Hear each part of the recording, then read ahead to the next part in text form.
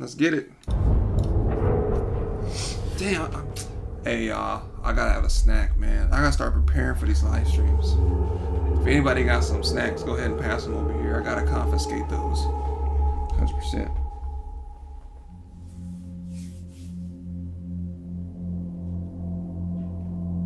Yep.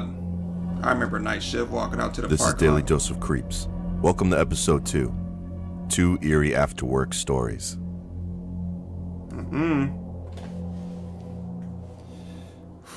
You know it's eerie when you ride home Story the whole 1. way with no We're closed. No music playing. That's when work whipped your ass. If you play, Barber school was finally over. I had gotten my license and my favorite instructor had hooked me up with a job at a well-known barber shop. My first week with my own chair was going well. Even though the shop was located in a bit of a rough area, known for its addicts and shootings, I was still happy that I could finally earn a living. I was earning enough that I could save up and move out of this neighborhood anyway. So to me, everything was well worth it. Until one Sunday night. It was just me and my coworker cleaning up the shop. Now, usually, since it was a rough neighborhood, there would be at least 3 or 4 of us closing, but everyone had some excuse that day to leave early. It must have been an hour before closing time when my colleague got a call. He looked up at me with an I'm sorry face, and I knew exactly what he was going to say. Come on, man. Please. Family emergency.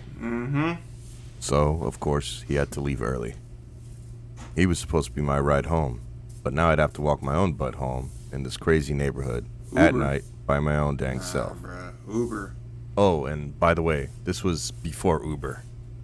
So he left and I was alone. It was already almost pitch black outside, and I was counting down the minutes until I could leave. I hated being out here on my own. After making sure the back door was fully locked so I could set the alarm, the bell above the front door jangled, and I hear someone walk inside. Just great. In my head, I was like, are you serious, bro? How could I forget to lock the front door? Damn. This dude was shirtless, had tats all over his face, gold teeth, and smelled like meth. He told me he needed a haircut and dropped himself heavily into the chair at my boss's station, staring at me expectantly in the mirror's reflection. At first, I was at a loss for words. He was exactly the sort of guy you try to avoid around here. I was still new and didn't know how best to deal with this situation.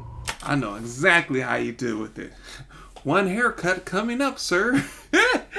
Boy, you about to be working overtime. Boy came in shirtless with tattoos. Boy, he has nothing to lose. And it's nighttime? Shit, you think he there by himself? Nah, bruh.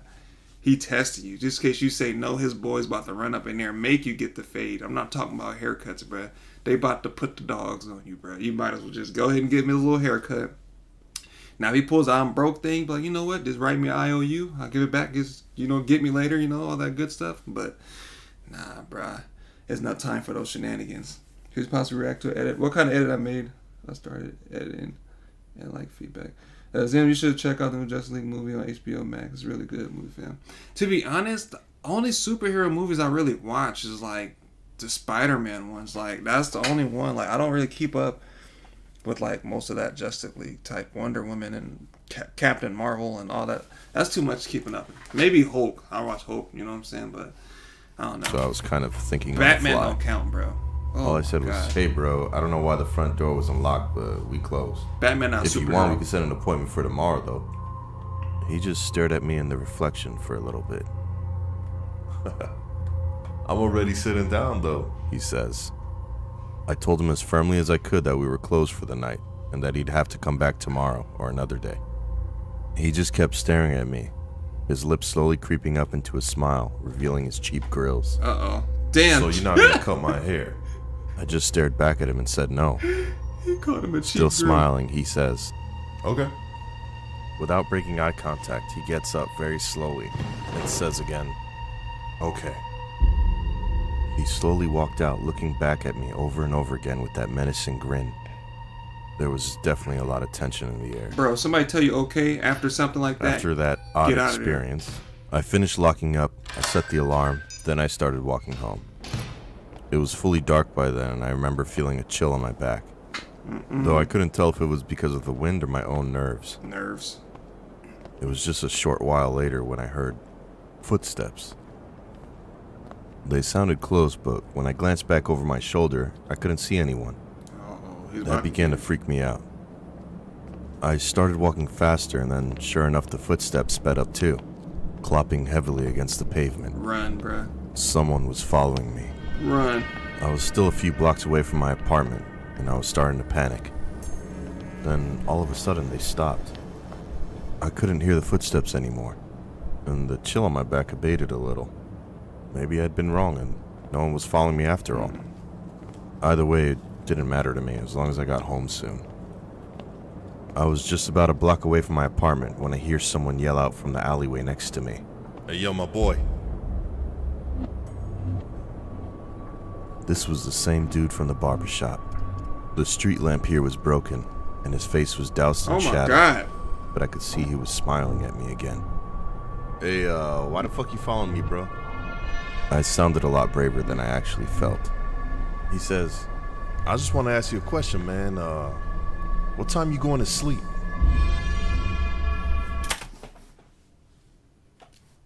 This is the most sus script. What time you going to sleep? What you gonna do? Read me a bedtime hood story? Like, why you want to know what time I'm going to bed if you can?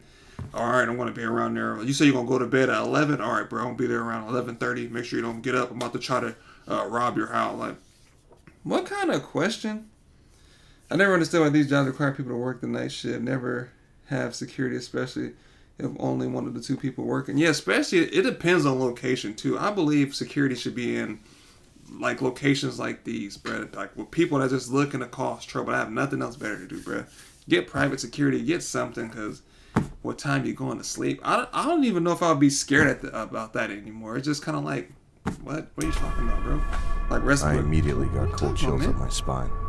That creeped me the hell out. I said, "Hey, listen to me. Stop following me, dude. I'm being real fucking serious." I told him to leave me alone and began to walk away, but he still kept following me. I figured at this point he was just trying to punk me, since he never did anything but walk beside me, with that weird little smile on his face. I asked him what he wanted, but he just shrugged and kept on grinning like some maniac. I debated calling the police, but I doubted they would get there in time if the guy did decide to try anything. I kept telling him to get lost, and eventually he did. He just slunk away into the shadows of the next alleyway. I was nearing home at this point, but I decided to do another circle around the block. What's up, Bradley? Just in case he was following me still. I did not want the creep to know where I lived.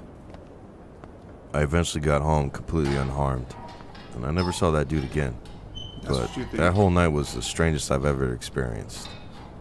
I still don't know what the hell that guy wanted, and I suppose I never will. I just know I really have to get out of this neighborhood. Not even that, bro. Just quit the barbershop, bro. No more family emergencies. Story 2. The Lemegaton. I thought I said the lemonade. I was like, what? Oh, there he is right there. Daily Dose of Creeps, man. So if you guys haven't already, make sure you guys head over and show some love to him.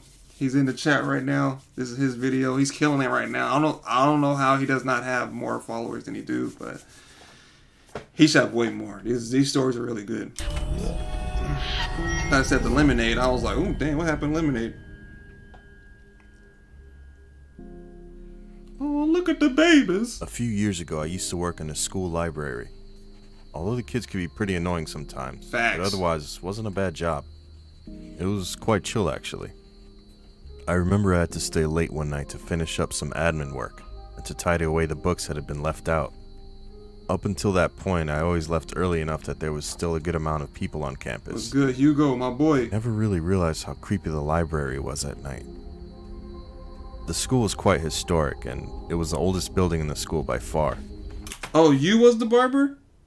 That was a true story, by the way, dude. Follow me home. Oh, I thought that was a story that you found from some... Oh, that happened to you. Whoo. Man. I was telling them, I'd have like, here's your haircut, bro. You said you want two on the top, one on the side? You want a medium fade? I would have gave it to him, bro. You want the clippers too? And I remember people telling me that it was haunted. Hell no. I didn't believe in that stuff at all, but it didn't make it any less scary. Some of the lights were faulty, and the rows of bookcases created long shadows in the gloom. I had finished my work on the computer and was clearing away the desks when I thought I heard something. Even now, I struggle to recollect the sound, but it convinced me I wasn't alone. It might have been a whisper, or a breath, or the soft shuffle of feet. I don't know, but it made me stop and call out, "Is someone there?" Don't do I had that, already checked man. the whole library to make sure there were no stragglers left behind, and I had locked the doors too, so basically unless someone had a key, it was impossible for them to get in.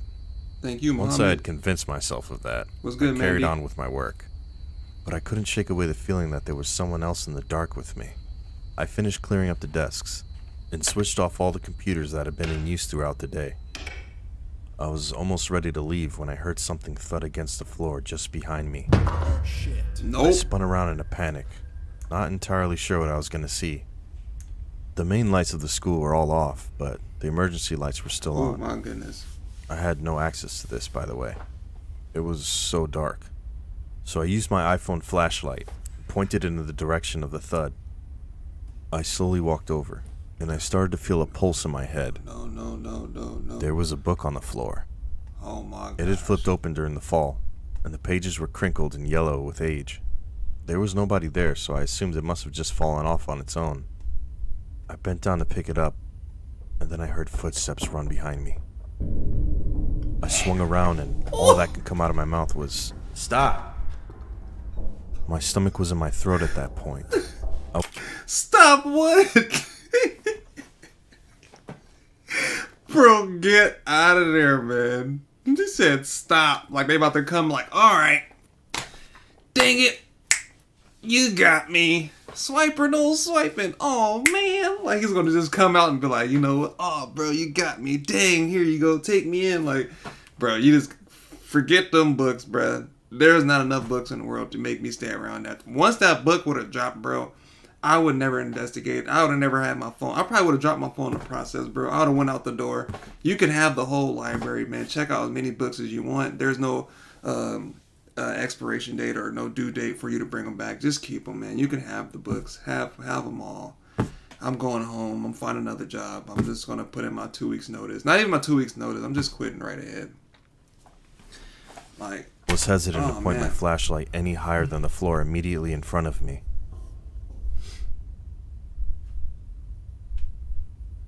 I must have stood still for a solid 60 seconds in the dark, listening to the sound of my own breathing. I slowly looked down at the book and dropped it when I read the title. Some weirdo put The Lesser Key of Solomon in a children's library. If you don't know, it's like a demon's spell book or something like that. I just picked it up and threw it in the trash bin before going to the main desk to grab my coat and backpack. facts, That's right? when I noticed one of the computers was still on. To this day, I am 1,000,000% sure that I had turned off every computer. This puppet combo?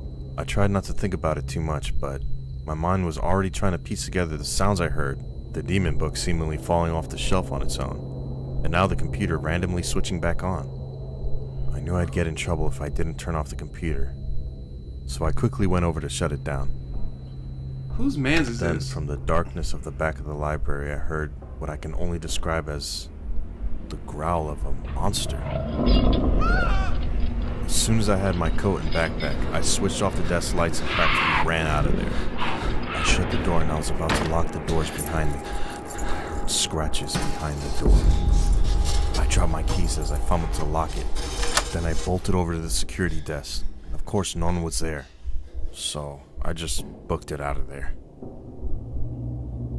Thinking back on it, I don't know how I could chalk it up to just imagining things that weren't there.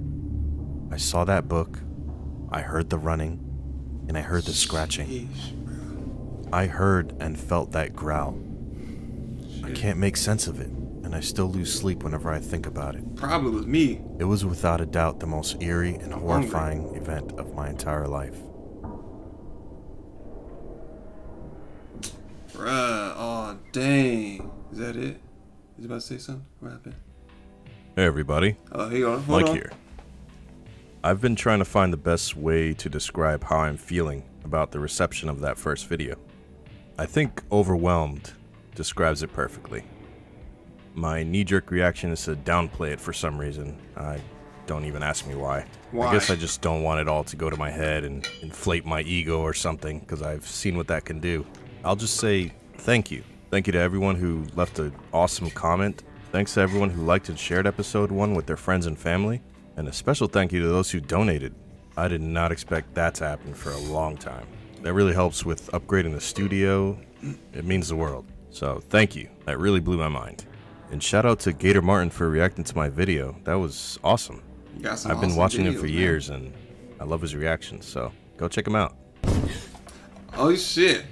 I hope you all liked this video. It took me way longer to make this one for some reason, even though it was shorter. I'm sure my time management skills will get better as I get used to this. So again, I want to thank you all for making it to the end of the video, and I'd love to hear what you guys thought about this one. So feel free to do so in the comments, and stay tuned for the next one. See you later. Why do it in the comments when we can do it right now? That second video, or second story, man, I don't know what kind of library that was. I don't know what kind of Doom internal bloodborne type stuff was going on inside that library, bro. But it was a library at day and a devil's reading study at night. So I don't know what to think about that other than that. Whatever kind of mark of the beast tried to get out of that door, lucky he was able to lock the door. I wouldn't have been able to lock the door, but if you thought about it, if he would have got a head start right when the book dropped, he probably would never heard the growling in the first place. And all that stuff would never took place, bro. If I was him, bro, I would have never touched another book again in a day in my life, bro. That's it. That's exactly why I don't read right there. See? Never pick up a book, kids. You heard it here first. No, fine. He said this was just someone else's story, just to clarify. Hey, Ben, what's up, James? I hope you never forget me. I'm the Apple Boy. I changed my name. Oh, I can't remember. I remember you. Oranges are still better. Do you have an IG, bro? I do, but I be, excuse me. I be, what you call that? Deactivating and be activating and deactivate. I'll bring it back up sometime soon. But right now I've been using Twitter mostly to update or post stuff. So, but if you did forget me, it's not a big deal. Well, that was it, man. But thank Daily Dose of Creeps for letting us react to his video. He's going to be a really big storyteller for YouTube coming here pretty soon, because that's really, really good. Really good editing, really good way to like immerse you inside of the video, because most people, they be like, oh, you know, the door did this, and they just show a picture of the door. He be actually showing people running in the alleyways and people jingling keys to lock the doors and panicking and all that other stuff. It's not really too many jump scares. You know, your boy still got PTSD from playing or from doing seeing jump scares and stuff. In the United States alone. In the United States. So on to our next video. This next video is by Rob Gavigan. So if you guys haven't already, be sure you swoop down to that description box and go support this dude. He's really good. You guys are familiar with his videos. This is the guy's video that gave me a nightmare. I don't know if you guys read that one on one of his that dog video I reacted to. That stuff was real. I'm not one to cap, but that dog video, I haven't touched it again since. But yeah, I was making jokes, and that same dog, I fell asleep like 30 minutes to an hour after I did the video, and I had a nightmare. I was like, I'm done.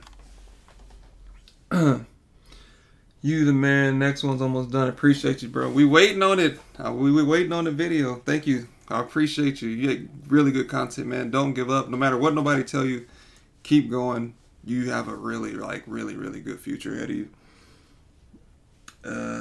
Yeah, I'll follow you there. All right, I'll follow you back when the stream is over. Yes, his storytelling is very good. Yeah, absolutely. But for now, let's get it. I'm not gonna do the crow thing again. All right, fine, I'll do it. Let's go.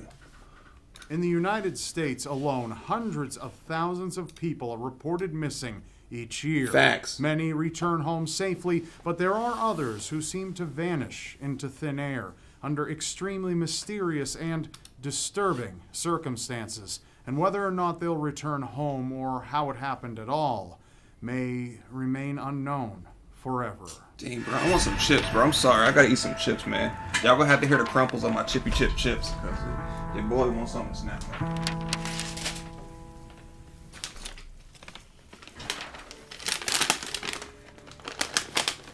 Yo. January 2nd, 2000, 18-year-old Zeb Quinn was looking forward to the end of his shift at a Walmart in Asheville, North Carolina. He planned to look at a car he wanted to buy with his friend Robert Owens, but the night didn't go as planned. On the way to look at the car, Zeb received a page from his aunt. Needing to return the call immediately, he found a payphone, but after hanging up, he became agitated, rear-ending Robert's truck in his frustration. Zeb called off their plans for the night and drove away. 2 days later, someone called in sick to Zeb's shift at work, but it wasn't Zeb. Robert confessed to making the call, claiming Zeb had asked him to do so. But Robert's statements to police weren't adding up. The day of Zeb's disappearance, Robert sustained injuries from a supposed car crash, a car crash that never happened. The case takes a strange turn when Zeb's car is found. The back windshield sported a lipstick drawing of a pair of lips, and inside the car was a jacket, a hotel key, and a live puppy, none of which were Zeb's.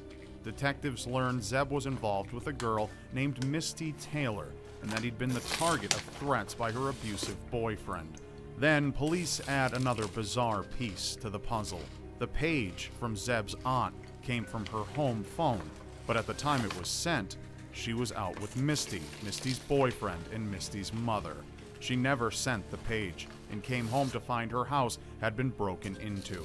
While there have been no direct developments in Zeb's case since, in June 2015, Robert Owens was arrested in connection to a murdered couple. Some believe Robert killed Zeb and buried his body on his property, but no supporting evidence has been released. Though police believe that Zeb was murdered the night he went missing, neither his remains, whereabouts, or the circumstances of his disappearance have been uncovered, and answers are scarce. I don't know about that one. I mean, that really didn't go off too much. The only thing I was about to comment on until they say he had a girlfriend, had a crazy boyfriend, was that it was a lipstick mark behind the car. I thought that was maybe like a symbol for like human trafficking or something. You know, they had like a 1 and a 0 and they had lipstick across the back of the windshield. But I thought that was it. But yeah, he had to kill him. Because if your story's not matching up and he got into a car crash and his car was found and it wasn't crashed, then if he didn't crash in his car, then whose car did he crash in? You know what I'm saying? He killed him and he killed a couple and he got caught later on. That's just bad karma. So he ended up killing them. The morning of November 21st, 1987, 26-year-old Karina Malinowski didn't show up for work. Her car was found parked in front of Mount Holly Plantation in South Carolina, where her husband, Stephen, worked as a caretaker. But Karina was gone. Stephen said Karina went for a drive at 11 p.m. the night before and never returned, and no one had any idea where the missing mother was. Almost a year later, on October 4th, 1988, Karina's 11-year-old daughter, Annette, walked to the school bus stop with her dog around 7 a.m. The bus stop sat in front of the Mount Holly Plantation, where her mother disappeared. Annette never made it to school and was never seen again. The only trace of her was a note at the bus stop that read, "Dad, Mama came back. Give the boys a hug." Handwriting analysis confirmed Annette wrote the note. Most believe that Annette's mother returned to take her daughter into hiding with her. If that's the case, the two have gone undetected for 25 years. Others disagree, theorizing that Stephen might have been involved with the disappearances since both girls vanished in front of his work. Despite a tip that Annette's body was buried in Sumter County, neither Annette nor Karina have been seen again, and the mystery of the missing mother and daughter remains unsolved. But, I mean, they said the writing was confirmed that the mom wrote it, so why would she write that and disappear unless he forced her to write it and it disappeared? I don't see the reasons why he would do that, but they did say it vanished in front of his work, so that's kind of weird, like your family vanishes right in front of your job. But I don't know, what you guys think? I think that's kind of complicated for me. Like, I don't really understand that one too much, but let me know. Number 8, the treacherous hike. In 1991, a Boy Scout troop braved the July heat, hiking in the San Bernardino National Forest to the summit of Mount San Gorgonio. But close to the top, 12-year-old Jared Negrete was winded and opted to stay behind until the boys returned, on their down trip. I think I heard this. However, when the troop came back, Jared had vanished. Yep. Following his shoe prints, rescue teams found candy wrappers, his backpack, and his camera. Most of the pictures on the film were of the landscape, but the last photo alarmed searchers. Jared had taken a picture of himself in the dark after he disappeared. Though only his eyes and nose are visible, some believe he looks frightened in the photo. Theories about Jared's disappearance range from abduction to falling off of one of the mountain's steep cliffs to his death. No remains and no clues have ever surfaced, baffling authorities who usually find some trace of the missing. Jared's parents continued looking for him, retracing his steps, but it brings little consolation for not knowing what fate their young son suffered. I think Mr. Ballin talked about that one in the episode. Yeah, he got winded. He was like, yeah, going without him. And I think the Boy Scout instructor was a little bit farther down. And he let them go ahead because they wanted to finish the trail by themselves. Because he led them through the whole trail and they wanted to finish the last part for themselves. And they went. And he got tired and winded and they went on without him. He was taking so long, so they went back to look for him. And he was gone. And that's when they found candy wrappers and the shoe prints and all that stuff was gone. So, but they never, I don't know if they said they found another set of footprints or not, but it's part of his 411 missing person series. There's something going on, some phenomenon that went on with that one guy and or one kid and something happened to him. That sucks, man. Can you imagine kissing your kid and you send him on a trip and you have like installed trust in the Boy Scout leader or whatnot, and then you loses your son? Like, that's crazy, man. Sounds like the mom wanted a way out with her kids. Yeah, maybe the dad was crazy. And she, that was the only way to escape from, like, when she was at work. And maybe she used that as a time to, like, get out of there. That could be something. That's true. That's a good point. But, yeah, man, that's crazy, man. I can imagine how their friends feel or how the instructor feels just leaving them like that. Man. You don't never know what happened to them. February 14th, 2000, the Degrees planned to celebrate their 12th wedding anniversary. However, after discovering their 9-year-old daughter, Aisha, was missing from her bed, there would be no festivities. The night before, Aisha had gone to bed at 8 p.m., and when her father checked on her and her brother at 2:30 a.m., both were sound asleep. But Aisha had secretly pre-packed her school bag with clothes, her basketball jersey, and family photos. It is believed she snuck out of the house, locking the door behind her. Aisha was shy, but overall her home life was a happy one, so it is unknown why she would run away. Several witnesses reported seeing Aisha walking alone in the rain along North Carolina Highway 18 that morning at 4 a.m. 3 days later, her hair bow, marker, and pencil were found in a tool shed 1 mile from her home in Shelby, North Carolina, but the search was called off due to lack of leads. A year and a half later, Aisha's book bag was found 26 miles away from her home, double wrapped with trash bags, items still inside. The FBI ran forensic tests on the items, but the results have not been released to the public. In a recent development in May 2016, police believe Aisha possibly got into a dark green car along Route 18, either a 1970s Lincoln Mark IV or a Ford Thunderbird. Aisha's parents were devastated by her disappearance and erected a billboard where she was last seen, in hopes that someone will come forward with information. While some speculate that Aisha was lured out of the house by a family friend, others think she was abducted while running away. Authorities are offering a combined total of $25,000 for information leading to Aisha's whereabouts. Man, I was about to say the same thing. Like, you don't, like, no 9-year-old is about to just pack their bag and then leave the house and lock the door behind themselves. You know what I'm saying? I feel like it had to be somebody that they knew, or somebody promised her something and she just knew where to go, because you're not that comfortable just walking out in the middle of the night like that at 4-something a.m.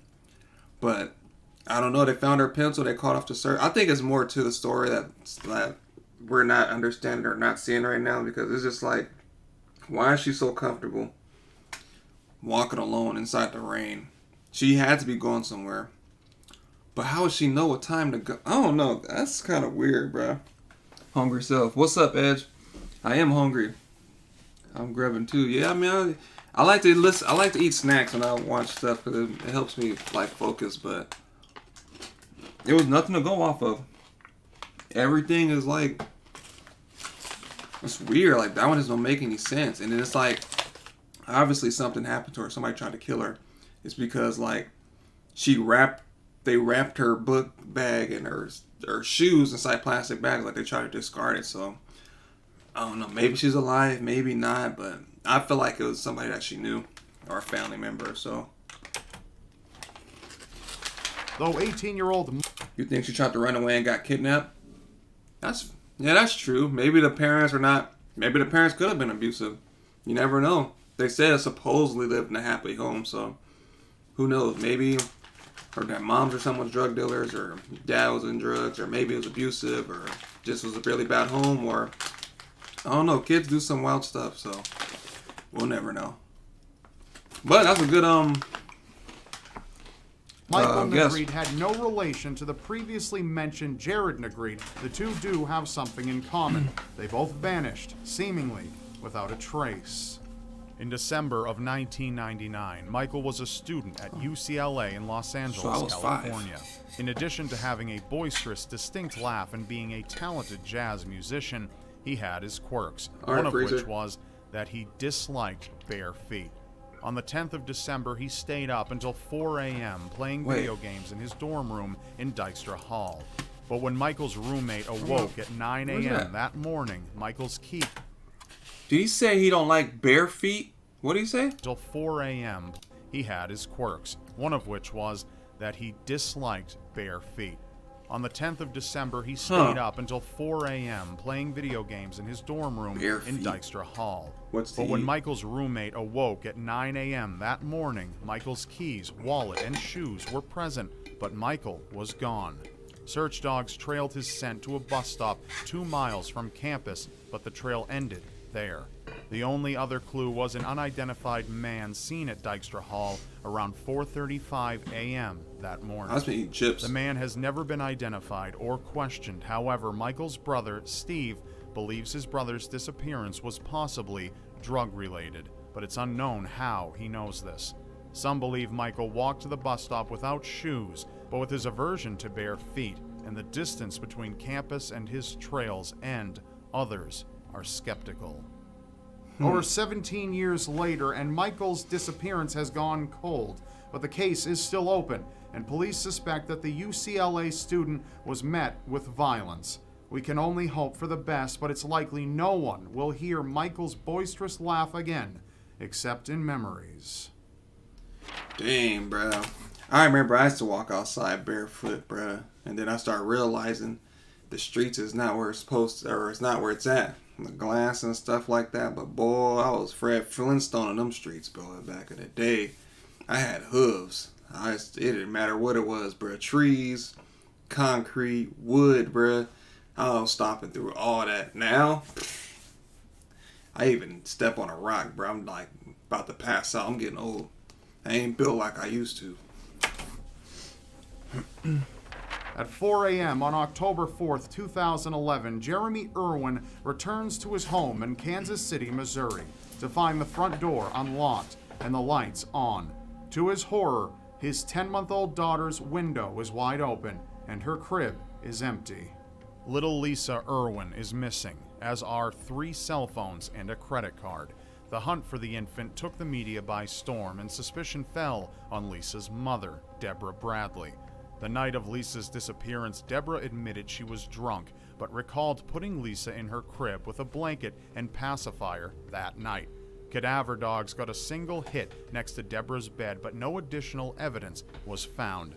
Police at one point even falsely told Deborah she'd failed a lie detector test when in fact she had passed in order to get her to confess. Cops be savages, bro. They be trying to break the law just to get people to confess. Like, oh, well, you failed. So did you do it? Like, praise some haters, bro. Growing up, I had them bare feet still. Boy, I'm telling you, bro. Had feet made of brick. heard many stories like this, especially where I'm from. That's absolutely terrifying, honestly. Yeah, it is. But Deborah has remained steadfast that she had nothing to do with her daughter's disappearance, and she believes Lisa was abducted by a stranger. There may be some truth to this theory, as several witnesses saw a man walking not far from the Irwins' house, carrying a barely clothed baby the night Lisa went missing.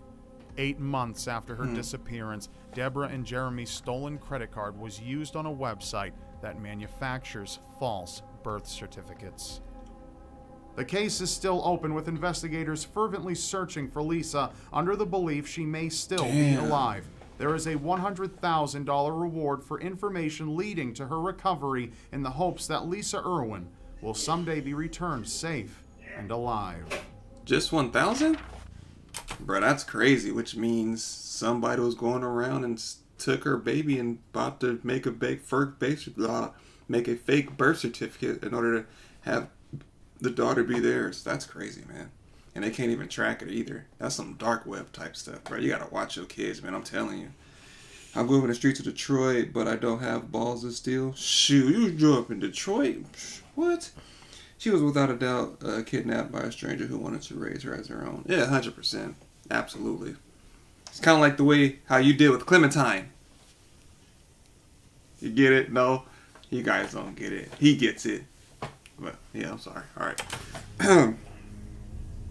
On the afternoon of November 5th, 1979, 15-year-old Martin Allen boarded a train home at London's King's Cross station. I hope the parents didn't sell their baby. Oh. Dang, that's clever too. That's smart. Their credit cards are stolen and hey, that's not a bad idea. I don't know, maybe look into that. Maybe, I don't know. Huh. He waved goodbye to friends, thinking he would see them the next day at school, but Martin would never return. The media plastered his face all across the country while police embarked on a nationwide search, but there was no trace of Martin. Then a possible break. A witness saw a boy resembling Martin standing with a blonde-haired man at a Gloucester station the same day of his disappearance. The man had a hand on the boy's shoulder and warned him not to run away. Unfortunately, he was never identified, and almost 20 years passed before a bizarre development in the case reawakened interest. An alleged pedophile who resembled the suspect had a shrine of Martin in his house, everything from pictures to newspaper articles to a headstone.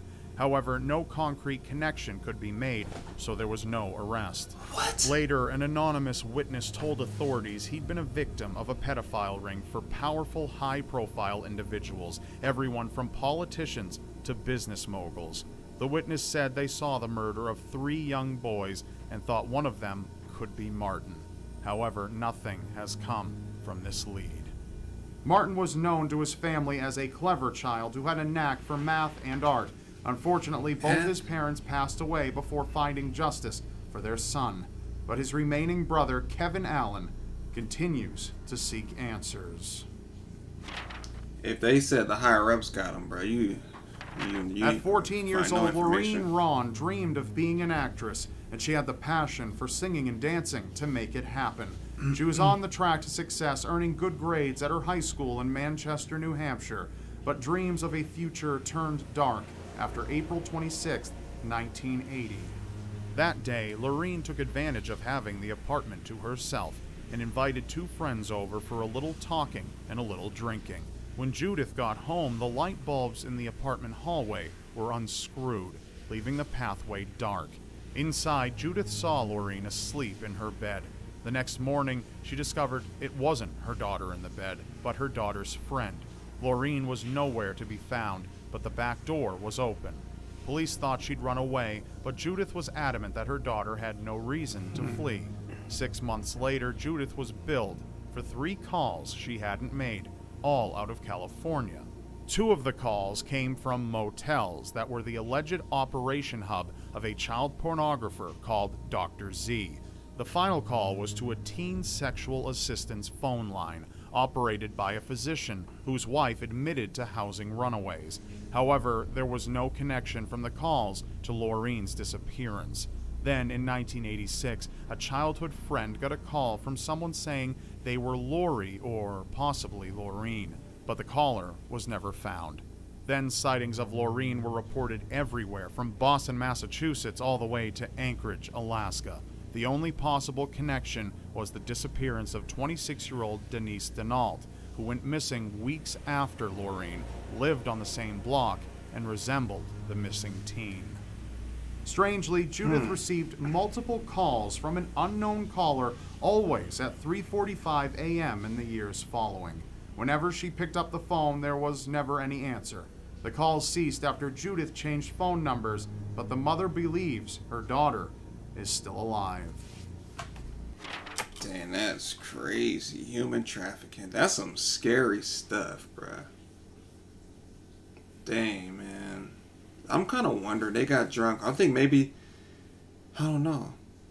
What would you say happened? I guess you could say that they got drunk and then while they got passed out, some dude came in and took them, or he was watching them the whole time and they weren't aware of their surroundings, and they got her and made their way out of the house and took her. That's crazy.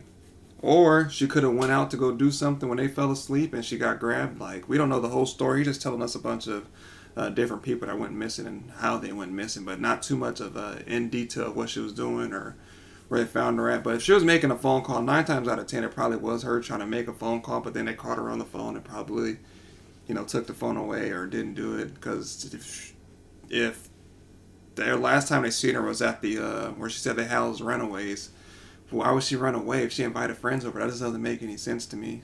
Like, why would you run away when you already invited 2 friends over to drinks? But I think she got drunk and stumbled out the house and was kidnapped at a motel. Yeah, I guess you could say that. I was thinking of probably the same thing. She probably got drunk and wandered off or something and do stuff. I don't know. You do weird stuff when you're drunk. If you haven't drank before, you probably wouldn't know. Or if you have friends, you've probably seen them do it. Like, you lose complete control, like, of everything, bro. Your impulses, all that stuff, instincts, bro, are gone.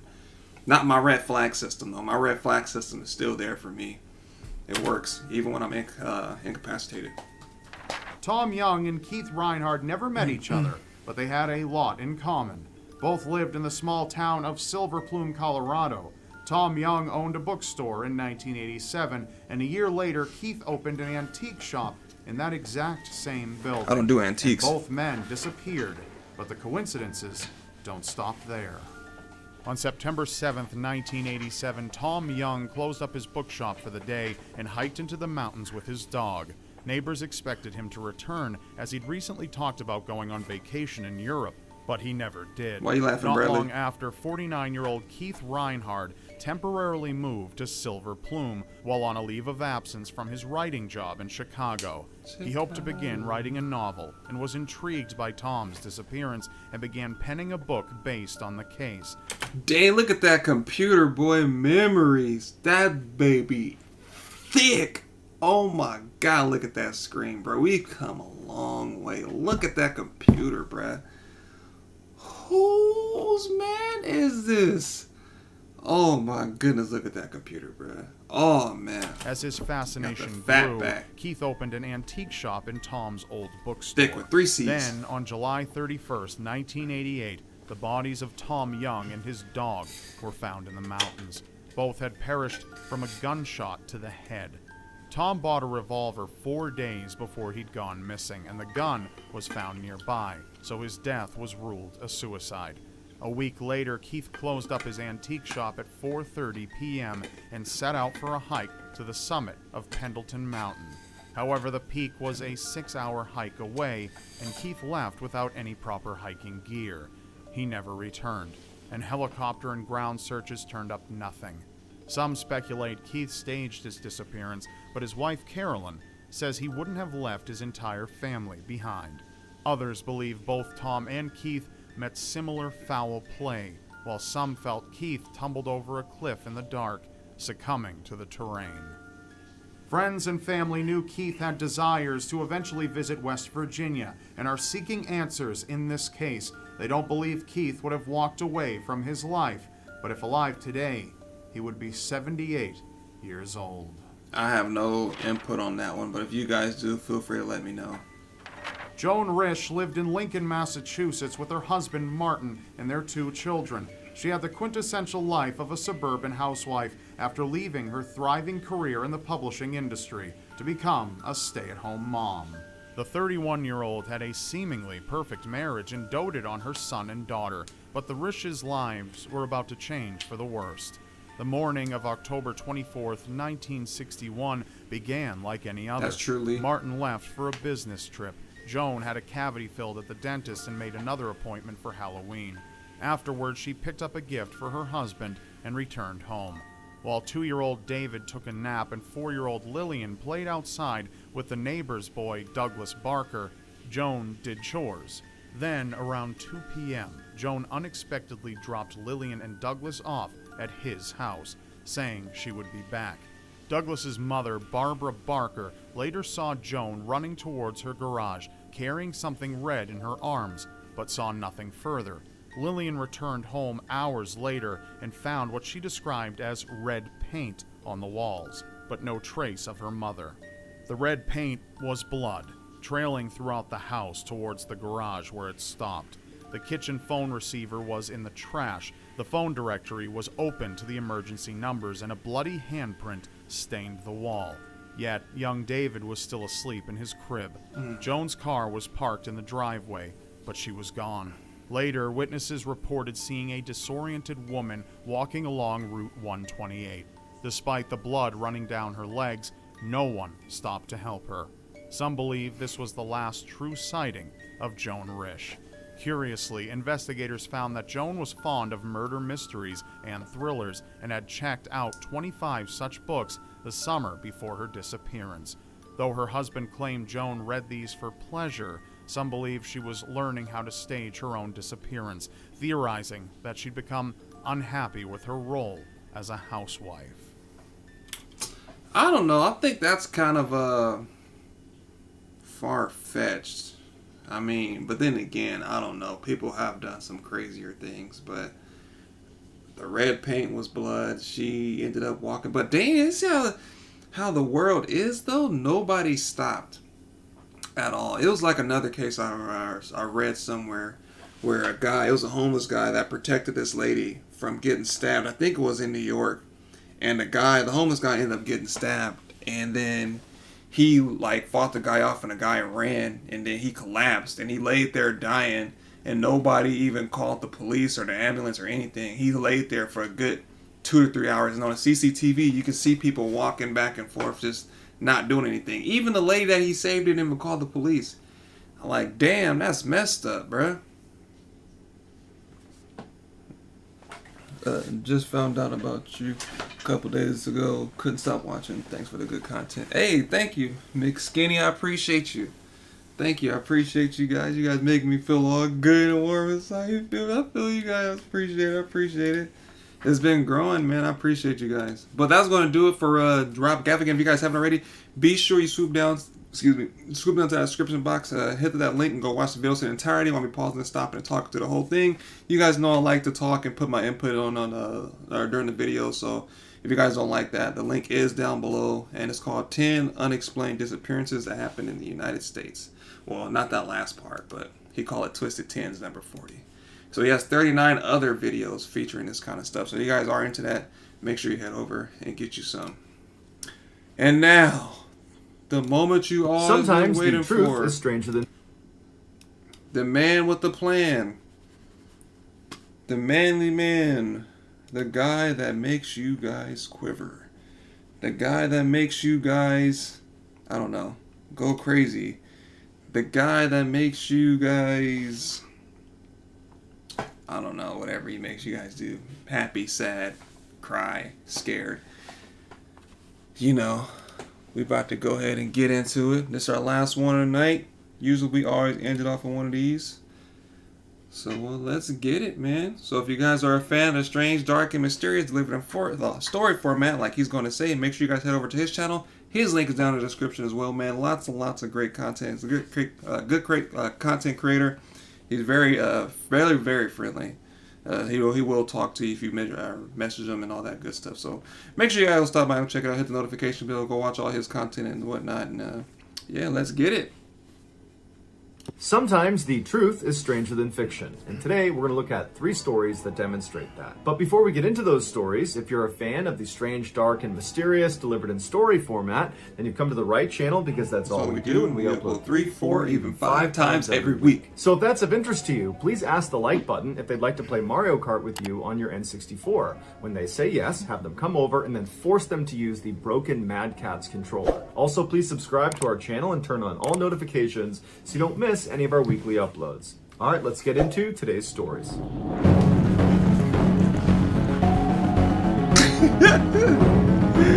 the U.S. Navy SEALs weighing at however much pounds, John!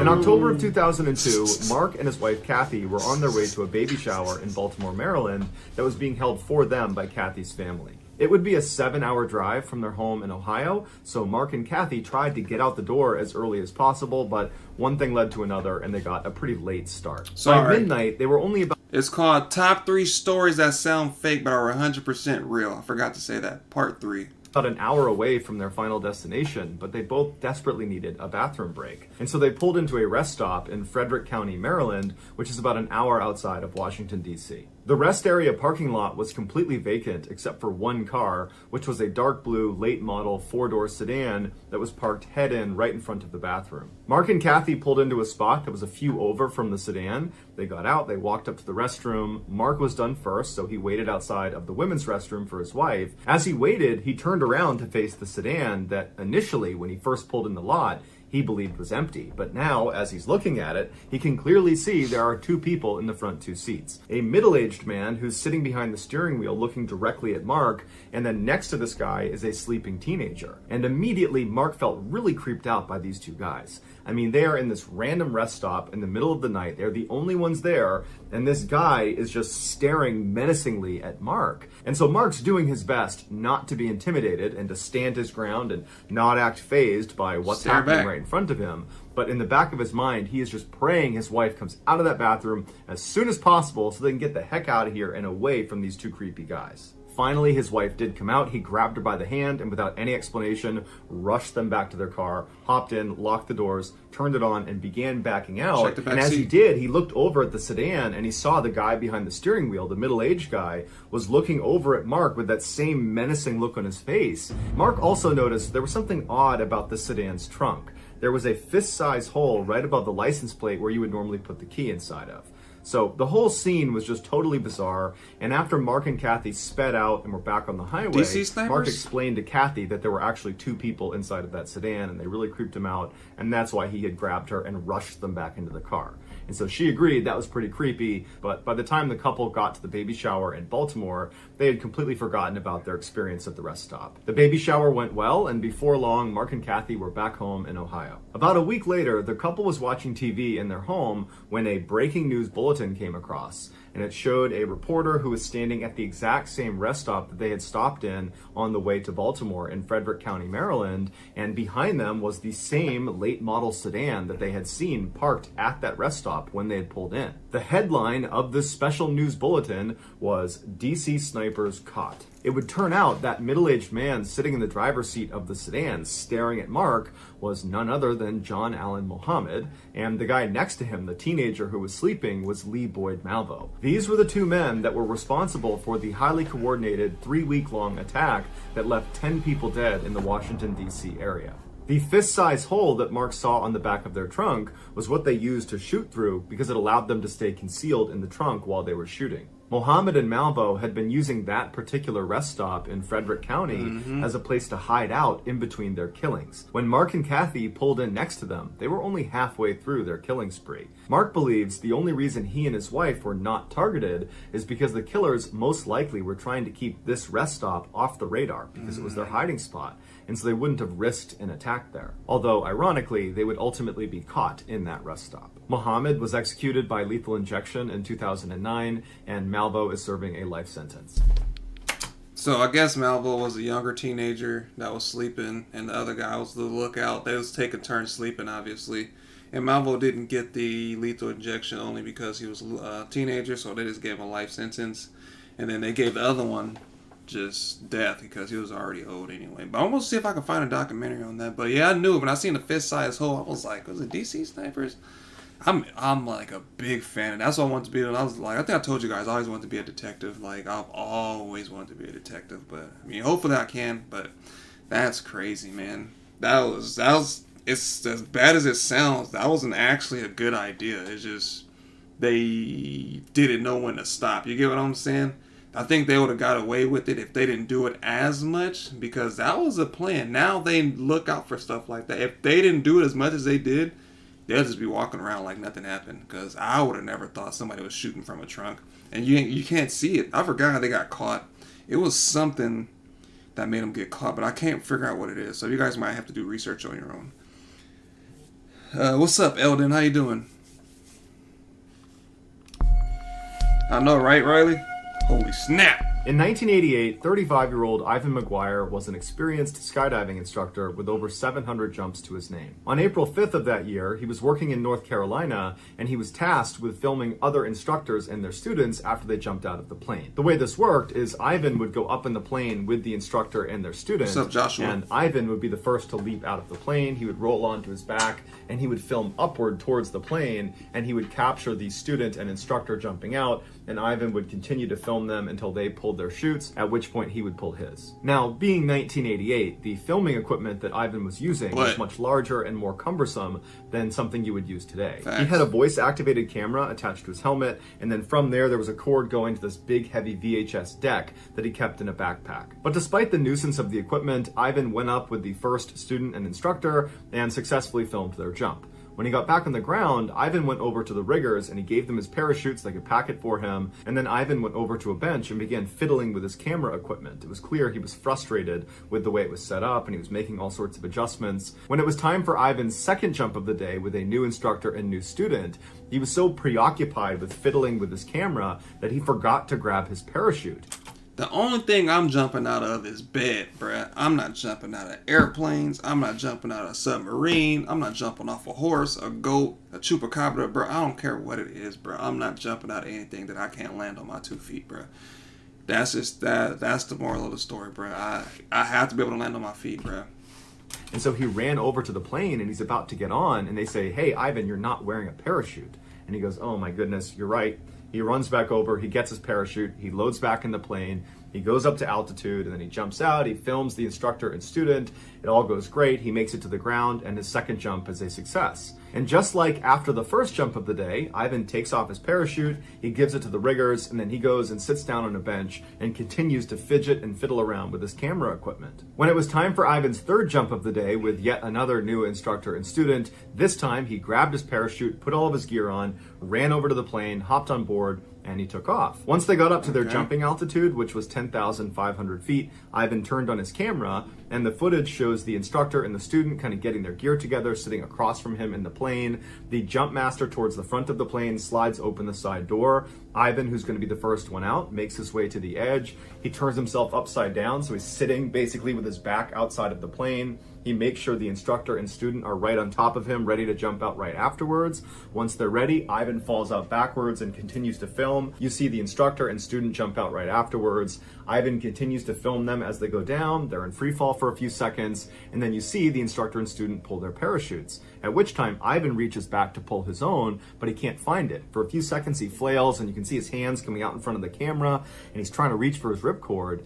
And then he realizes what's happened. He forgot that parachute he grabbed before he loaded up in the plane was not a parachute. He grabbed his heavy backpack that had that big VHS deck in it, and when he put it on, he mistook it for the parachute.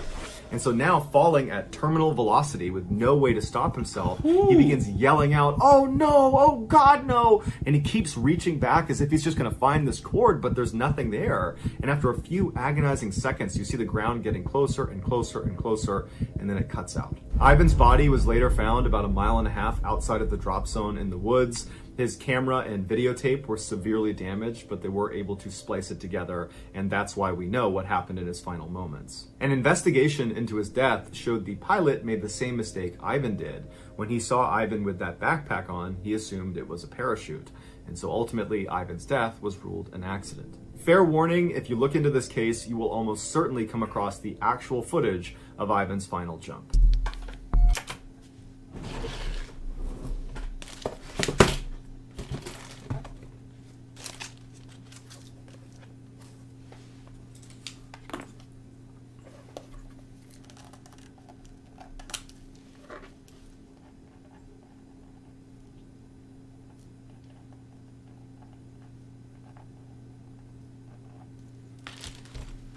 Definitely don't look that up, y'all. You definitely don't want to go look that up. It's nothing that you guys would want to see.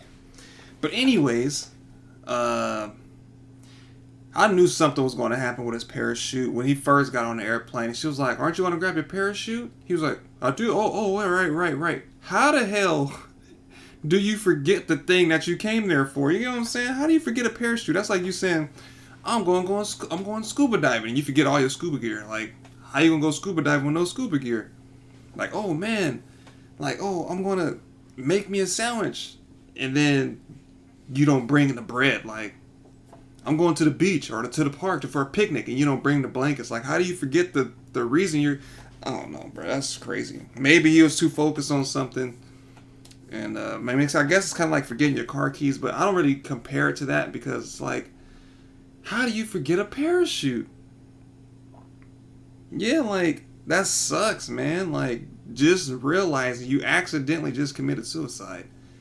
Like, he should have been like, you know what? That first time, I need to slow down and realize what I'm doing, and then we can go from there. But he forgot it a second time, and the third time was, man, I hate to say it, but I am going to go try to find that video after this stream. In 19... I can't imagine the fear of falling 10,000 feet slowly but surely in the last few seconds before you hit the ground. But just imagine you jump out of that plane with full confidence and you get all the way, like halfway in the air. You're like, okay, time to pull my parachute. And you realize that this is the last time you're going to be alive, bruh. Can you imagine the way your heart would just drop? Like, oh my God. 80, Bobby Shafran was on his way up to Sullivan County Community College, which is 2 hours outside of New York City, to begin his freshman year. Even though he was from the area, he didn't know anybody that was going to this particular school, and so he was pretty nervous about it. Plus, he wasn't that popular in high school, and he had a hard time making friends. When he pulled into a parking spot at the school, he saw a sea of people getting out of their parents' cars and carrying boxes up to their dorm rooms. And so he took a deep breath, hopped out of his car, grabbed his backpack, and began walking across the lawn towards the dorm building. On his walk over, Bobby was surprised when he felt like all these random strangers on the lawn were looking at him like they knew him. And a couple people yelled out to him and said, "Hey, it's good to have you back here." And one girl actually ran up to him and kissed him on the cheek and said, "Oh my gosh, I'm so happy you're back." And Bobby said, "I think you got the wrong person. I don't know you." And she laughed and she just ran away. And so Bobby's totally bewildered by this because he doesn't know anybody, but everybody seems to know him. And so he walks up the steps and he goes inside the dorm building. Coma? And as he's walking down the hall, people are high-fiving him and patting him on the back. And then right as he's about to turn the corner towards his actual dorm room, someone down the hall behind him yells out, "Hey, Eddie, what's going on, man?" And Bobby knew whoever it was yelling at him. Because this whole situation had been so weird, he felt like this had to be a case of mistaken identity. And so Bobby turned around and he saw at the other end of the hall another student who he didn't know, clearly waving at him and yelling out, "Hey, Eddie, come here, what's going on, man?" And so Bobby walks up to him and says, "Hey, I'm not Eddie. I don't know what's going on, but everybody thinks I'm somebody that I'm not, but I'm not Eddie. Who's Eddie?" And the guy said, "Yeah, okay, Eddie, it's good to have you back here, man," and then walked off. And so Bobby's like, what is going on here? And so Bobby turns and he goes back up to his dorm room and he goes inside and he just shuts the door. And he's thinking, I just want to be left alone for a second because this is not right. This is not how a freshman who doesn't know anyone gets welcomed at any school or any place in the world. This is totally unusual. And just a couple of minutes after being inside of his dorm room, he hears a knock on the door. And Bobby's like, oh great, who is it now? Who is it that thinks I'm someone I'm not? So he opens the door and there's another student who he doesn't know who's standing there. And this guy, his face just drains of color and he starts shaking when he sees Bobby. And they're both looking at each other like, what's going on here? And the student says to Bobby, "Were you adopted?" And Bobby said, "Yeah." And then the student said, "Is your birthday July 12th? And Bobby said, "Yeah." And so the student goes, "Okay, my name is Michael, and I am best friends with a guy named Eddie Galland, and you are his clone. You have got to be his identical twin." At this point, to Bobby, this almost made sense, but it was so crazy to imagine having some identical twin he didn't know about. And so Bobby asked Michael if he could go meet Eddie, because he's got to be a student here. And Michael said, well, actually, Eddie decided not to come back to school this year, which is probably why everyone you talked to was so excited to see you, because they love Eddie, and they thought you were him, and so they're psyched to have you back. After talking for a couple of minutes, Michael tells Bobby that they have to go call Eddie, and they have to set up a meeting so that Bobby can meet Eddie and vice versa. And so Michael and Bobby run outside to a payphone booth, they hop inside, they're crammed in there, and they dial up Eddie. And as soon as Eddie answers, Bobby grabs the phone and just says, hey Eddie, my name's Bobby, and everybody thinks I'm you.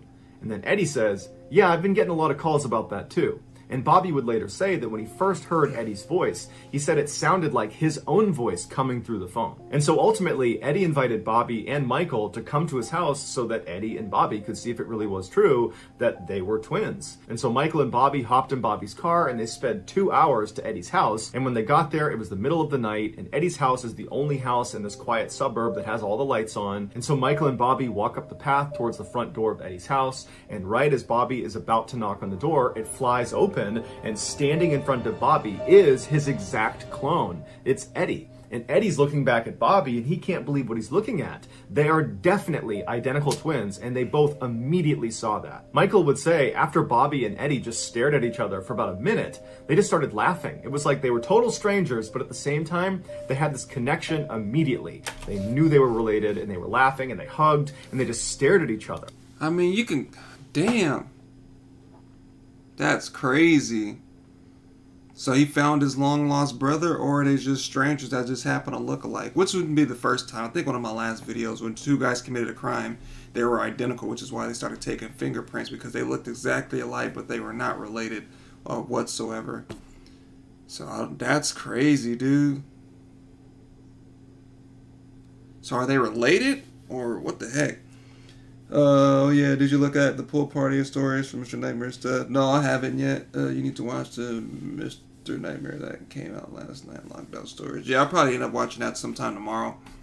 And Michael said anytime Bobby would tilt his head, Eddie would mimic it, and vice versa. It was like they were looking into a mirror. Shortly after, this story of these two long-lost brothers reconnecting found its way to Newsday, which was a prominent local newspaper in New York, and they decided they would look into it to see if it was really true or not. And so one of the editors had a junior reporter fly out and actually see Bobby and Eddie face to face and see if it was really true that they were in fact identical twins. And as soon as this reporter saw them, they knew immediately that, yep, they're related. And so Newsday printed this totally heartwarming fairy tale story about these two long-lost brothers reconnected after all these years just because of a chance encounter in college. And everybody loved it. But this is where the story went from amazing to truly unbelievable. Friends of another young man living in the New York area named David Kelman began telling David that he had to check out this Newsday article about these long-lost twins because these two twins look exactly like David. Specifically, they said you gotta look at these guys' hands. They are just like yours, David. David was known for having these enormous hands, and a lot of the pictures of Bobby and Eddie in the news showed their hands, and they too were enormous. And so David finally picked up a newspaper and looked at a picture of Bobby and Eddie, and sure enough, he was shocked. They looked exactly like him. And then when he read the article, it showed their birthday was July 12th, the same as his. And they were born at the same hospital he was born at. And so he's thinking, these are too many coincidences. They have to be my brothers. And so David called Eddie's home phone number, and Eddie's mother picked up, and she asked who was calling. And David said, hi, my name is David Kelman. I was born July 12th, 1961, and I'm looking at a newspaper article of two identical twins that look just like me, and one of them is your son. I think I'm the missing third twin. After hearing this, Eddie's mom apparently dropped the phone and yelled out, they're coming out of the woodwork. So Eddie and Bobby went to David's house, and as soon as they walked in and saw David, they knew right away he was one of them. He was the third twin. And apparently, within minutes of meeting each other, they were wrestling and laughing hysterically on the ground. It was like, even though they were strangers, they somehow already knew each other and had an instant connection.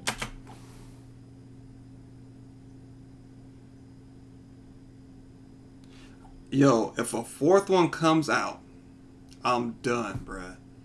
If there's a fourth one, I'm about to be like, I'm about to be Since I gave them for adoption, they probably were separated. Yeah, I don't know. David's family members that witnessed this first interaction said it was the most incredible thing they had ever seen.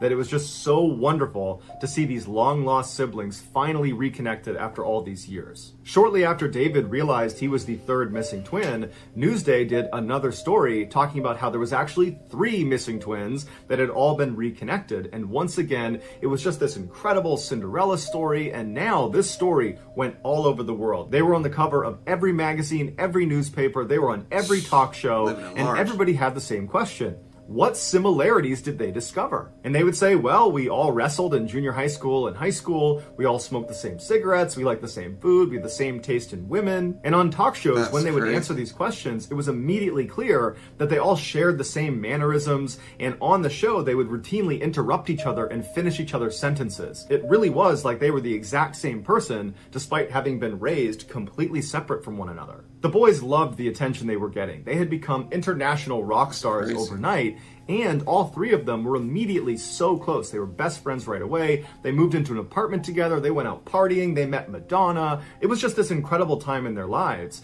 And so they weren't asking questions about why they had been separated in the first place. But their parents were asking a lot of questions because they had not been told by the adoption agency that the boy they were adopting actually had 2 identical siblings. They had no idea. So the boy's adoptive parents reached out to the adoption agency, which was Louise Wise Services. It's based in New York. Very prestigious, basically the most powerful and wealthy people in New York use this adoption agency if they're going to adopt. And so the parents reached out to them and asked for a meeting so they could get some answers as to why their kids had been separated. And so the parents go to New York, they go into this meeting room with the top brass of Louise Wise Services, and they say, did you separate our sons at birth on purpose? And one of the executives said, yes, we did, because it's really hard to place 3 children into one home. At which point, David's adoptive father lashed out and said, that's absolute BS. If you had told me he had 2 identical siblings, I would have taken all 3. But the agency stood by their decision and said that's the only reason it happened, and so sorry, that's all we can tell you. And so the parents were very frustrated and felt like there was much more to the story, and in fact, they felt like the agency was actually lying to them about why they had separated their sons in the first place. I mean, I think that makes pretty good sense to me. Like, that's like buy one, get 2 free. You get what I'm saying? Like, 3 mouths to feed, but then again, it said the richest of the richest. So, I mean, I guess you can call bull on that, because if you're rich, 3 extra mouths is probably not going to kill you if you bank it in money like that. The parent most likely gave them up for adoption, and they probably were. So I read that already.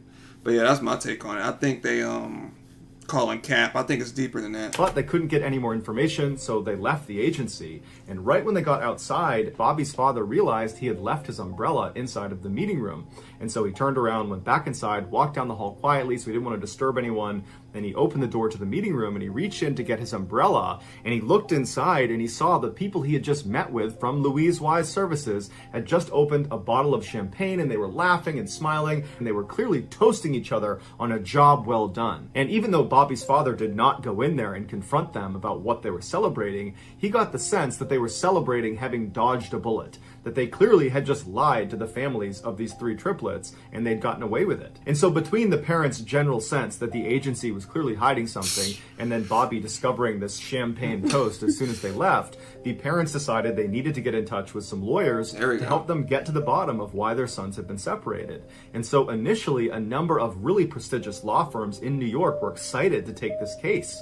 But shortly after, they all contacted the families to say, well, actually, there's a conflict and we can't do it anymore. And the parents believed this was because the adoption agency, Louise Wise Services, and some of their more prominent and powerful clients were pressuring the lawyers not to dig into this, that clearly there was some secret that they did not want uncovered. And so unfortunately, the parents hit a dead end and didn't know where else to turn to try to get more information. And so over time, they kind of just accepted that this is just the way it is. And as for their sons, they didn't really care that much, because the way they looked at it, at least they had each other now. And so over the years, the boys continued to stay really close. They started families of their own and had lots of family get-togethers. It was just a really happy time in all of their lives. And at some point, the boys actually went into business together and opened their own restaurant in New York called Triplets. And the first year, it was extremely successful, did over $1 million in revenue. But in the second year, the brothers started to fight with each other about how to run the restaurant. And in many ways, this was their first major conflict. They hadn't grown up together. They had never really fought. And so now they're fighting over money and how to run the business,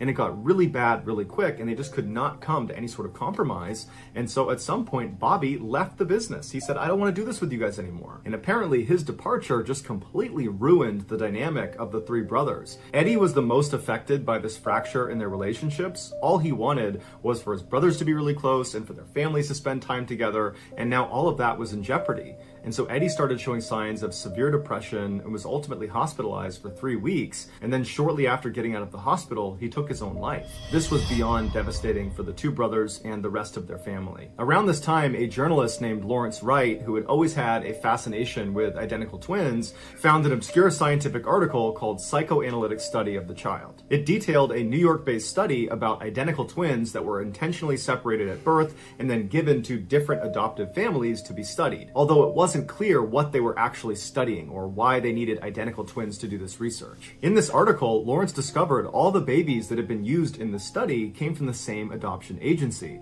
the same one the triplets had come from, the Louise Wise Services in New York. And so Lawrence called Bobby and told him that based on this article, it seems like he and his brothers were used in a scientific study. Bobby and David were totally furious. They felt like they'd been treated like lab rats. They also wondered if their being separated at birth had a negative impact on their mental health, and that might have contributed to Eddie's depression and untimely death. I think it just attributed to the fact that they, like he said, they never argued. They never really gotten into any fights or anything like that. So it was kind of just like, now, I don't know. I just think the money factor ruined everything, man. Like they said, like the more money, more problems. Money is the root of all evil, man. Like once money comes into your life, it's start. I mean, not that I'm still broke, but like the articles I read and stuff like that is just people, when they get rich, you lose friends. People start treating you differently. You don't know who really likes you for you or they dislike you because you have a like status and stuff. It starts getting stupid, and those people that are rich don't like to be rich. That's why a lot of people say money don't buy happiness, because money buys you friends, money buys you materials, but at the end of the day, it's just like now everything's changed and you don't know what's real and what's not. So I think them going into business together and seeing all that success in a short period of time started to get to them, and they had ideas. But I mean, you should have just tried it out, you know what I'm saying? Like, try it out. If it don't work, then okay, we tried it, it didn't work. You know, don't fight about it and all that stuff. I mean, it's too late now, but you know, next time, or if anybody's going through something like that, at least try it out. And if it don't work, put it in your toolbox for later and then try it on something else. It may work then. But that's my take on it. Lawrence wound up writing an article about this twin study he had discovered, and after he published it, another set of twins found out they had been a part of the study and discovered themselves. These two women were also struggling with depression, furthering the idea that the study could have led to irreparable harm to their subjects' mental well-being. At this point, David and Robbie did not expect anybody to be held accountable for this study. Instead, they just hoped to find out why it was done and what they were testing for and what the results were. And so they began working with Lawrence to try to get those answers. They contacted Louise Wise Services, who did admit that yes, actually this was part of a study, but they didn't give any information about what the results were or why they did it. And so they did some digging, and they discovered the guy in charge of the actual scientific study was this doctor named Peter Neubauer, who was this very well-known psychologist in New York. And so Lawrence managed to get an interview with this doctor, but the doctor basically said, I won't answer any of your questions, and I won't give you any information about this study. And he never published his findings. Right before the doctor died in 2008, he made sure the entire study was put under seal inside of the Yale University archives, so no one could access it until 2066, which has led many people to believe that the reason he set it so far out was to guarantee all of these subjects in this study would have died by the time it was made publicly available, protecting his own legacy and the people that were involved in this study. In the recent documentary called 3 Identical Strangers, Dr. Neubauer's personal assistant, a woman by the name of Natasha Josefowitz, she was interviewed, and they asked her, can you shed any light on why this study was done, what they were testing for, and what the results were? And she would say that she was not actually part of the study. She was more on the periphery, but she was privy to what they were doing. And she said the point of the study was to finally put to bed whether it was nature or nurture that made the person who they ultimately become. Basically, are your surroundings the thing that ultimately makes you who you become? Or is it just your genetic makeup, that you're predestined to become a particular person independent of how you were raised? And she said that's the a results good were one. incredible, that basically it has nothing to do with nurture. It's all about your genetic makeup, that we unconsciously trend towards specific behaviors and decisions, but we believe it's free will. We believe we're choosing to do certain things, but in reality, it's basically predetermined. And specifically, in the triplets case, crazy. Bobby was intentionally placed into a more affluent household where his father was a doctor and his mother was a lawyer, and so they were very well educated, and that was his upbringing. Eddie was placed into a more middle-class family, with his father being a teacher and his mom being a stay-at-home mother. And David was put into a low-income household where they were all immigrants, English was a second language, and they just had this very small shop that they owned. And Natasha said this study demonstrated that despite these boys being put into different socioeconomic levels, it had almost no impact on who they ultimately became. She said she doesn't know why the study wasn't published, but she hopes someday it will be. Also, in this documentary, a doctor named Lawrence Perlman, who was actually one of the researchers in the study that would actually make house visits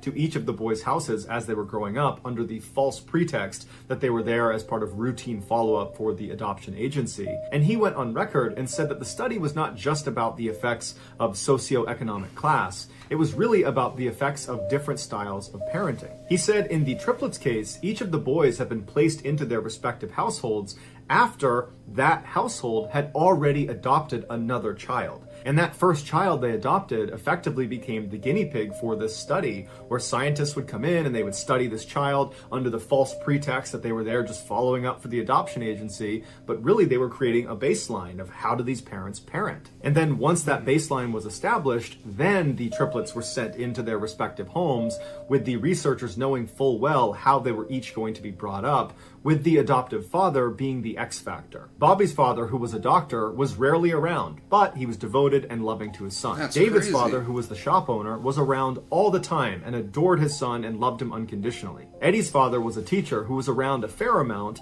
but when he was very strict and rough with Eddie and quick to discipline him and rarely showed any affection for him. And while Dr. Perlman does not come out and say that Eddie's relationship with his father probably had an effect on him becoming depressed and ultimately taking his life, there are many other people close to this case that believe that's exactly what it was. That David and Bobby had a stable, healthy upbringing and Eddie did not. And so when he was faced with the crisis of the brothers separating, Eddie couldn't handle it. These same people refute what Natasha said about the findings of the study that we're all genetically predisposed to become a particular person. They say if that was the case, then why haven't David and Bobby taken their lives? But ultimately, because the study was never published, we won't know for sure why it was done, what they studied, and what the conclusions were. All we have is speculation and second and third hand information. But what we do know for sure is these surviving triplets and their families are furious that this study was done. They feel like it ruined their lives. Following the release of the documentary 3 Identical Strangers,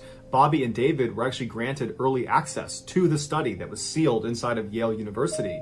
And when they looked at it, they were expecting to be blown away with the results, but it turned out it was over 10,000 pages of very technical information, and much of it was heavily redacted, so they couldn't even read most of it. They were not able to deduce what the purpose of the study was in the first place, or what it accomplished. It was just all very ambiguous. This study was ultimately shut down permanently in 1980, the same year the triplets discovered themselves. As for the adoption agency, Louise Wise Services, and all the scientists and researchers involved in the study, none of them were held accountable for their role in Sounds this about totally right. unethical study. And so basically everything was swept under the rug. Money. So Bobby, David, and all of the family members of the triplets were just left with a whole bunch of questions and not a lot of answers. So that's going to do it, guys. If you found the secret That in was today's rough. episode, let us know in the comments what it is and where you found it. So give us the timestamp. And if you're the first to do that, we'll pin you at the top of the comments section. If you enjoyed today's video and you haven't done this already, please ask the like button if they'd like to play Mario Kart with you on your N64. Oh, no. When they come over, force them to use the broken Mad Catz controller. Also, please subscribe to our channel and turn on all notifications so you don't miss any of our weekly 3, 4, even 5 video uploads. If you want to get in touch with me, you can Mad direct Catz message me on controller. Instagram or on Twitter. My username for both platforms is the same. It's JohnBallin416. I also have a ton of content over on TikTok where my username is Mr. Ballin. I also have a second YouTube channel called Mr. Ballin Shorts where I post short videos. If you have a story suggestion, please submit it to our subreddit just called Mr. Ballin. It's linked in in the description below. So whether I see you on Instagram, Twitter, TikTok, Reddit, YouTube, or some combination, just know that I really appreciate your support, and until next time, that's going to do it. See ya. Oh man, dang, that was a rough video. So that was I was kind of mad at first because I really didn't understand the I mean, I'm still mad that they had to do them like that, you know what I'm saying? But I never thought of it that way. Is it nature or is it nurture? So is it your upbringing or is it your environment that you're raised in? So one was sent to a rich family, one was sent to a middle class family, and one was sent to the poor family. I think Eddie was the one that got sent to the low income family. And then when stuff started to crumble again, like he went through before, he couldn't take it anymore and pretty much ended up taking his life.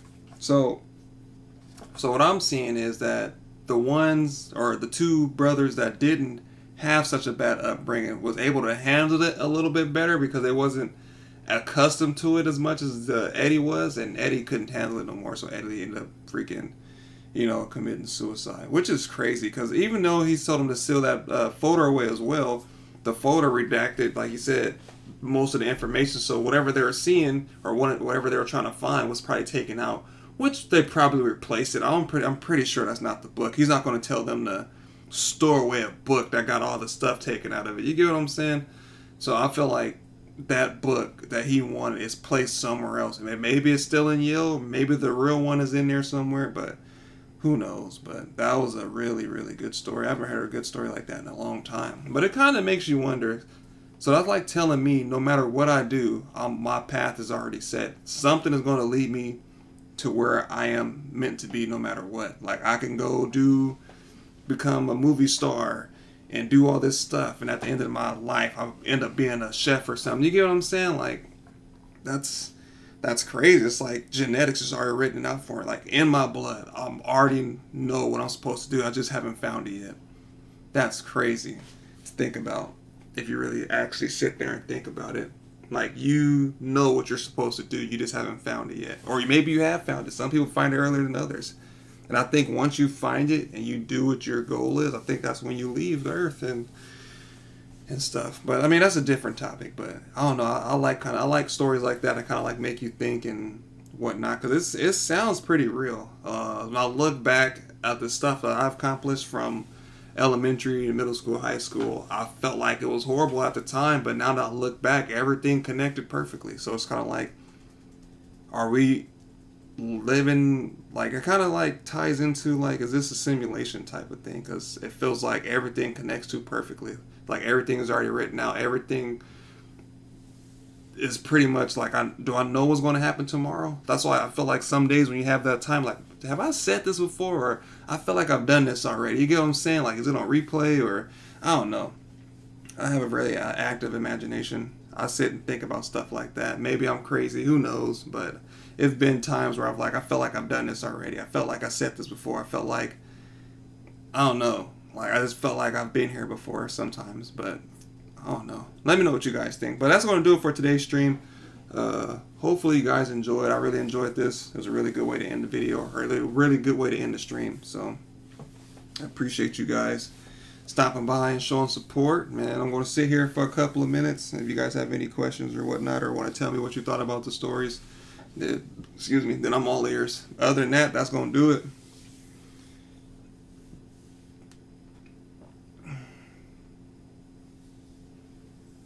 There are two important days in your life. The day you are born and the day you find out why. Dang, that's deep. I like that one. There are two important days in your life. The day you are born and the day you find out why. Dang. So I found out one. I still got to find out one more. I don't know what it is. But I don't know. I think my purpose is to make people laugh and entertain people. I feel like that's my purpose. I've always felt like I didn't belong anywhere. No matter where I worked, I just felt like I didn't belong. But I feel comfortable doing this, and I like making people laugh. I like making content. So maybe it's here, or maybe this is leading me to something else that I'm actually supposed to do. Who knows? I just like to think. Thank you for the stream. All right, Skinny, appreciate you. Jane, thank you for the stream, bro. Really appreciate it. No time. Thank you for the support. Really, really appreciate it. When is the next live stream? I am not too sure about that. I'll probably put it out sometime this week. I'm not too sure. Usually it's on the weekends, like on the Friday nights probably. I'll probably start doing them on Friday nights, but we're going to see. I still have to implement gaming videos to see if you guys like that or not, and we can just decide if you want to see both gaming and reaction or just reactions. Or I could just do both anyway, and if you just team reaction, then just watch the reaction. If you're team gaming, then watch team gaming. But if you team Crow's Nest, you're going to watch both.